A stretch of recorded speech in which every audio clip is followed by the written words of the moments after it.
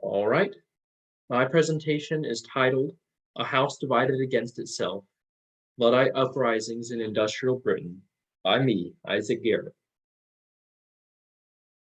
So who were the Luddites? They were machine breakers in industrial Britain around 1811 to 1816. They were a part of the larger English machine breaking movement, which began as early as the 1600s. They referred to themselves as Ludds, Ludders, or Luddites, after the mythical General Ludd from whom they take their name. They were mostly unemployed laborers or craftsmen, particularly in textiles. And the exact dating and character of Luddism is a point of debate among historians. The definition I would submit after my research is that Luddites were machine breakers in England who operated under the name of Ned Ludd during the second decade of the 19th century. So some historical context for the movement. The common characterization of Luddites as skilled craftsmen is somewhat misleading, as they were mostly simple weavers and other members of what might be considered the working class or proletariat, although the term working class may be a bit anachronistic. They were simple wage laborers. They also lived under extreme and unprecedented poverty, largely due to England's economic troubles from the Napoleonic Wars. For example, you had the Orders in Council, which cut off crucial markets in America. And compounding this, you also had several years of poor harvests, which led to dramatic increases in food prices. And you also had the use of new machinery, which the Luddites kind of focused in on as the cause of their lower wages and unemployment. And they had a reason to do so. It was not the primary cause of their misfortunes, but it certainly didn't help things.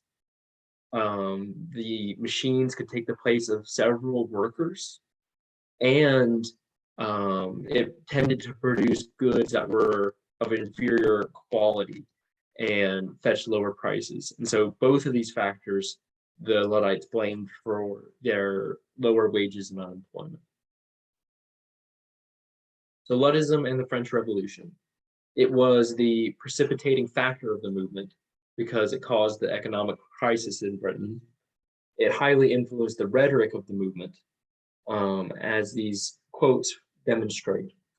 And something I thought was interesting in particular is that you have this language of redress of grievances, which has a direct corollary in the American Revolution and British history for that. And so you can see certainly that there's revolutionary language at play in the movement. There were also, like the French Revolution, strong class tensions, and in particular, dislike for factory owners and aristocrats. And all of this particularly influenced the more radical and violent wing within the Luddite movement.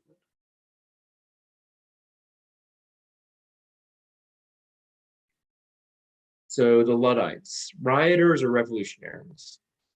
A contemporary source called them a disturbance amounting almost to a state of actual rebellion. And there's several other contemporary sources which describe them in that way. They were, however, naturally decentralized due to their fictional founder. So essentially what happened is that you had various individuals and local leaders acting under the name of Ned Ludd. And so the Luddites were organized at these local and regional levels under these leaders, and not on some kind of grand national level. However, their operations were still very coordinated. They were carried out under unequaled skill and secrecy. That's another quote from a contemporary source. They conducted coordinated, simultaneous attacks on machinery. So attacks on factories in several places at the same time. The British government deployed 12,000 troops to put down the movement, which is remarkable. It's more than the Duke of Wellington took in the Peninsular Wars, which shows you just how seriously they took this threat.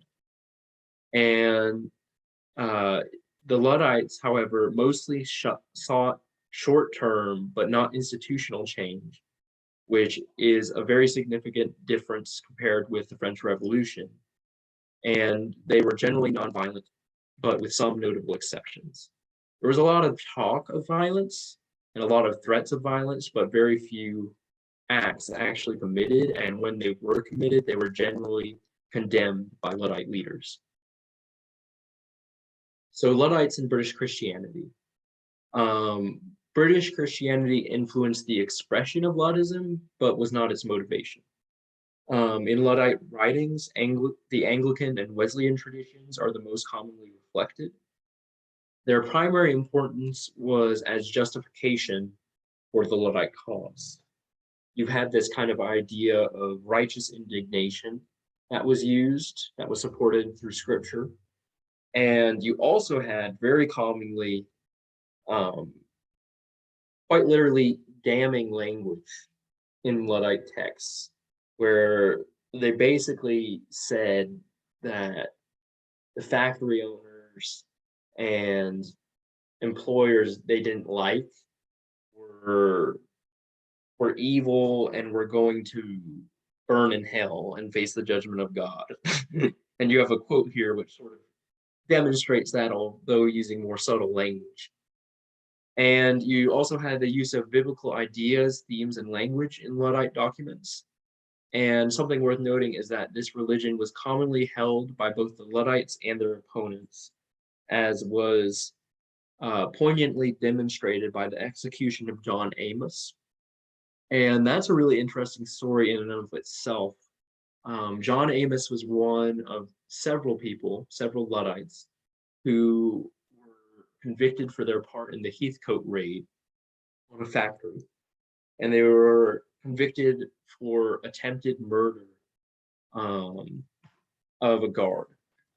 And it seems as though this was a false accusation. All of them denied it up until the point of their death, although they were pressed very hard to confess. But all of them denied it, and it seems like there wasn't much evidence really supporting the case, but it was sort of ran through. But regardless, just prior to his execution, John Amos led all the crowd that had assembled there in a Methodist hymn, which I thought was very interesting. And it must have been a very surreal moment to see the executioners and the condemned and the crowd that had gathered to watch this event all join in the recognition of their common faith. That must have been a very eerie but profound moment. So I thought that was worth noting. So the Luddites' true motivation, I would argue, was the moral economy. This is an idea developed by Wasserstrom in his paper comparing the Boxers and the Luddites. And he talks about the profit-based political economy and compares that with the customs-based moral economy. And you have here a quotation from the writings of the Luddites, which talks about how their wages were at essentially the same level and same standard for centuries, 200 years nearly. And how when employers began to dramatically lower these wages in response to technical changes and what was going on in Britain, they viewed this as essentially an infringement of their rights and a common agreement between them and their employers. And so this issue of fairness was tantamount to the Luddite movement. They saw that people were working all day and all week, but barely getting enough to feed their families. And lots of other people were not working at all, not able to find work, while employers were using machinery which could take the place of up to 6 men. And so they didn't just view this as unfortunate, but they viewed it as fundamentally wrong. And this frustration formed the core of their ideology. It was not technophobia and not the French Revolution or Christianity that was really at the heart of the movement. In conclusion, while Luddism was certainly influenced by revolutionary ideals and Christian theology, its basis was in something much simpler: the plight of common families and the desire to return to better times.